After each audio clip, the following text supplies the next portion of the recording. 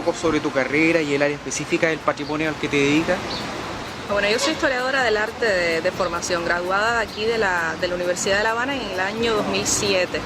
Trabajo en la universidad desde que me gradué, primero como profesora instructora y bueno, ya después igual como investigadora. Desde el año 2010 estoy dirigiendo la Dirección de Patrimonio de la Universidad de La Habana. Esta dirección fue fundada en septiembre del 2010. Es realmente una estructura bastante interesante para el caso cubano porque no existe en otra universidad cubana una estructura que se ocupe específicamente de gestionar patrimonio. Es decir, hay asignaturas, hay colectivos de asignaturas que enseñan patrimonio a las diferentes especialidades, a los arquitectos, a los historiadores, por ejemplo, pero no existen estructuras de dirección enfocadas a la gestión de patrimonio que custodian las universidades, y esta es precisamente una de las áreas a las que me dedico.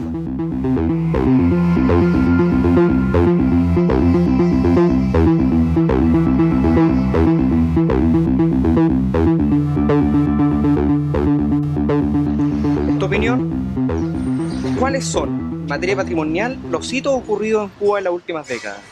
Bueno, yo creo que en primer lugar habría que pensar que la gestión de patrimonio en Cuba después del triunfo de la revolución pues está necesariamente en relación, en consonancia con la política cultural de la revolución, que es una política fundamentalmente de inclusión, de participación, orientada fundamentalmente a una dimensión social, y en ese sentido el patrimonio pues también se integra a esa política general de cultura que promueve el gobierno.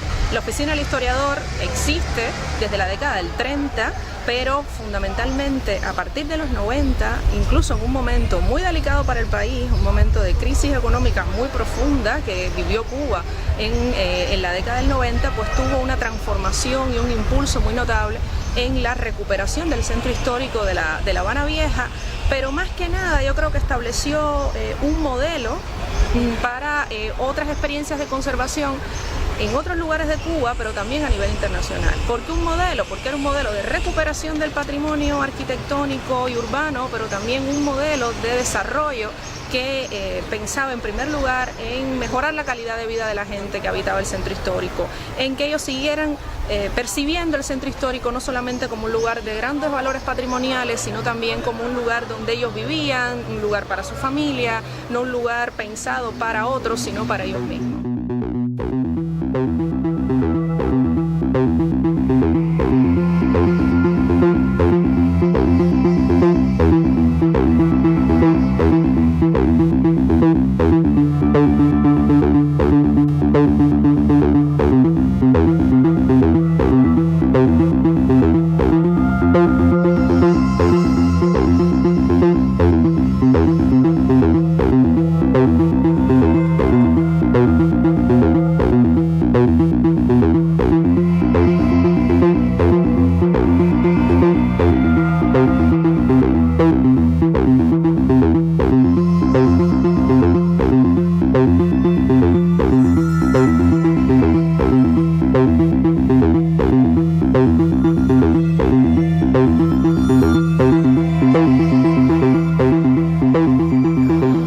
Poder transmitir la experiencia nuestra.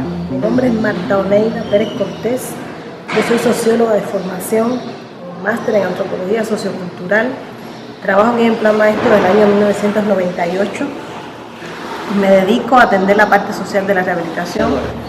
La oficina ha sido una entidad que se ha preocupado por trabajar por la recuperación del espacio físico que es el centro histórico de La Habana Vieja, junto al malecón tradicional, pero a la vez que ha llevado este proceso de rehabilitación de los inmuebles, del espacio físico, ha mostrado también gran preocupación para atender a las necesidades de la población que vive en este territorio.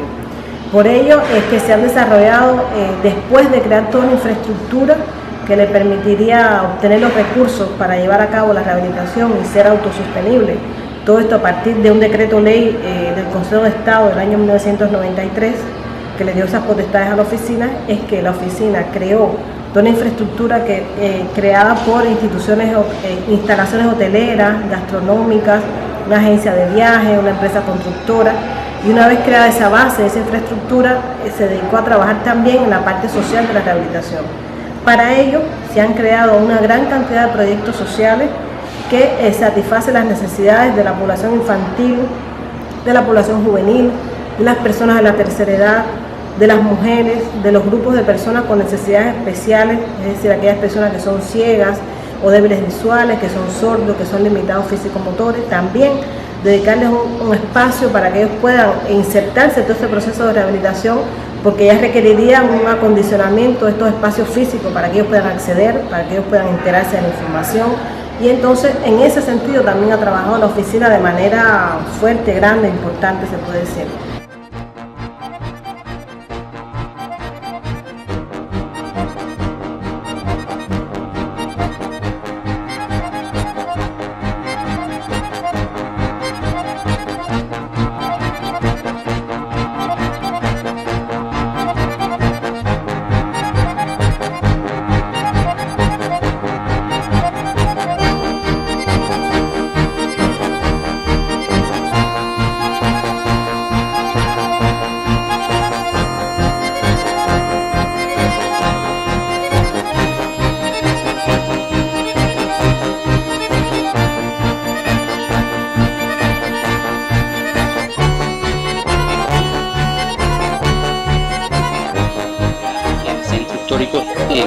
Antes del surgimiento de la oficina del electorado, presentaba un alto deterioro de ruinas del centro histórico por por los años de la antigüedad de las edificaciones, y con el trabajo de la oficina del electorado esto ha ido cambiando paulatinamente. Claro. Hasta llegar a lo que uno hoy día puede encontrar. El cambio ha sido significativo, no obstante estamos enfrascados en continuar la recuperación. Y sobre lo que me preguntaba, ciertamente a través de estos años se han ido realizando cambios, por supuesto, evolutivos, teniendo en cuenta los cambios que han ido ocurriendo en el mismo país, ¿no? En estos momentos están ocurriendo grandes cambios, teniendo en cuenta la apertura del trabajo por cuenta propia, que ha incentivado, o sea, digamos, ha motivado en que se aceleren los trabajos de reparación por esfuerzo propio, que contribuyen a la intervención que está haciendo la oficina del electorado. En todo este proceso yo creo que la cooperación ha sido súper importante, cooperación internacional entre distintos países, organizaciones. Entonces, no sé si te ha tocado a ti conocer algún proceso similar en otro lugar del mundo. Bueno, efectivamente la cooperación internacional ha ayudado mucho a este proceso de la oficina del electorado. De hecho, yo estuve involucrado en un proyecto de colaboración precisamente de acciones de emergencia con Tecnalia del País Vasco, que apoyó con financiamiento a este proyecto, y tuve la posibilidad de visitar Bilbao para elaborar las estrategias de intervención aplicando métodos científicos para poder priorizar la priorización de edificaciones que requieren intervención, acciones de emergencia. En Bilbao. En Bilbao. ¿Qué te pareció? ¿Viste alguna particularidad entre ese centro histórico y ¿Alguna diferencia que pudiese ser determinante en la forma de cómo abordar el...? Sí, evidentemente la diferencia es notable. En Bilbao, aunque también hay dificultades y hay problemas de edificaciones, es totalmente diferente al centro histórico de La Habana. Mira, sería bueno que algún día pudieses conocerlo en Paraíso, por ejemplo, que es un caso realmente complejo. ¿Es similar al centro histórico de La Habana? No, yo diría que es más parecido a la zona que se encuentra fuera de los muros del centro histórico. En todo nivel. ¿Cuáles crees tú que pueden ser estas particularidades de Cuba para que sea tan exitoso este proceso? Pero yo creo que el proceso de recuperación del patrimonio en Cuba es exitoso, pero también tiene muchos desafíos y falta mucho. Es decir, yo creo que falta mucho porque, por otro lado, tenemos el privilegio de contar en nuestro país, en nuestras ciudades y también fuera de nuestras ciudades, con un patrimonio muy vasto, muy diverso. Yo creo que La Habana es una expresión de ello. Es decir, La Habana tiene tanto valores extraordinarios en su arquitectura colonial como en su arquitectura moderna, en la arquitectura de la primera mitad del siglo XX, pero todavía queda un largo trecho por trabajar en ese sentido.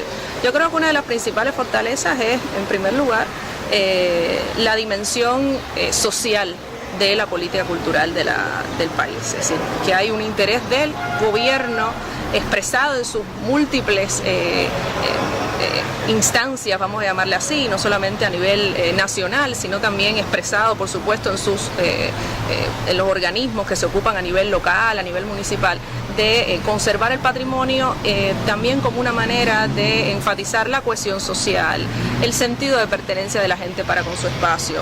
Yo creo que una de las fortalezas que tiene nuestro país es el nivel educacional que tiene el país. Es decir, es un país que realmente el nivel profesional del cubano es reconocido a partir de una experiencia bastante intensa y larga de mejoramiento del sistema de educación cubano.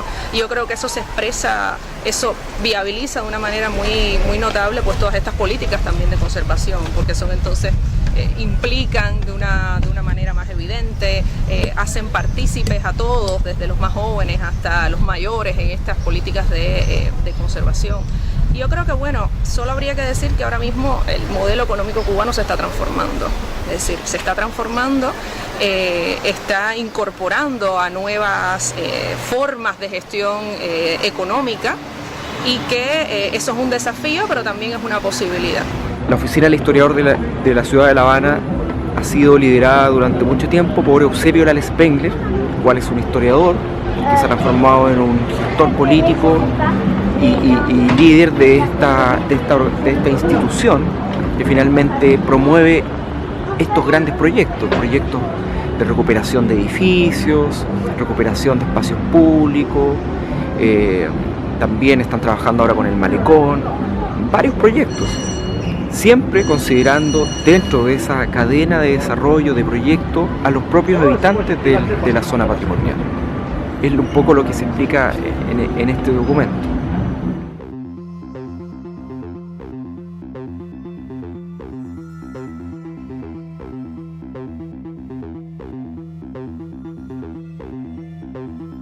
El Centro Histórico de Quito, eso sí hay que diferenciarlo, nunca ha tenido un proceso de recuperación como tal. ¿Sí? Después del terremoto, lo que pasó después del terremoto de Quijos de 1987 es que el Centro Histórico se expuso mediáticamente absolutamente todo el deterioro en que estaba, el deterioro económico, el deterioro poblacional, el deterioro de las propias estructuras patrimoniales. ¿Sí? Entonces lo que hizo, lo que se ha venido trabajando desde ese entonces hasta el día de hoy, que ya es como un proceso mecánico ya, ¿sí? Es tratar de que siempre el Centro Histórico de Quito esté deteniendo esa espiral de deterioro al que tiende siempre a caer, ¿sí? Pero nunca se ha tratado de abordar de manera integral problemas estructurales. Uno de esos problemas estructurales, la resultante es que ahorita está en un constante proceso de despoblamiento.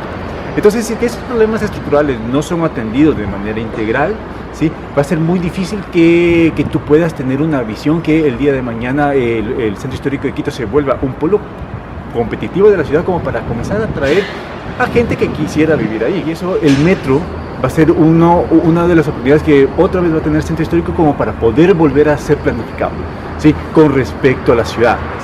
Pero de ahí un proceso de recuperación es el que se debe construir, absolutamente, haciendo una retroalimentación de lo que sí realmente funcionó, lo que no funcionó, por qué no funcionó, ¿sí? Y crear realmente un plan de recuperación que a mí me proyecta de aquí a 25 o 30 años, decir que el Centro Histórico va a comenzar otra vez a ser ese polo atractivo para ir a vivir.